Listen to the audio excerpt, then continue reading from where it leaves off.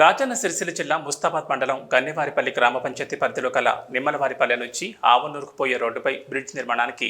DMFT నిధులు గత ప్రభుత్వం 70 లక్షల రూపాయల వ్యయంతో నిర్మించడానికి నిధులు మంజూరు చేయగా ఆనాటి తెలంగాణ ఐటీ శాఖ మంత్రి కల్వకుంట్ల తారక రామారావు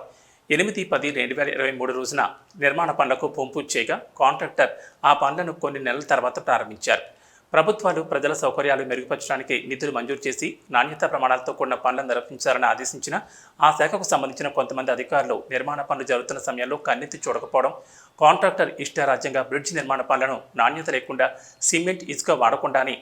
కంకర పోసి నిర్మాణ పనులు నిర్వహిస్తున్నారని కొంతమంది గ్రామ ప్రజలు ఆవేదన వ్యక్తం చేస్తూ సంబంధిత ఏఈకి ఫిర్యాదు చేసినా ఏ అధికారి పట్టించుకోకపోవడంతో కాంట్రాక్టర్ తనకు నచ్చిన రీతిలో పెద్ద పెద్ద రాళ్లను వేస్తూ పనులు నిర్వహిస్తున్నారని,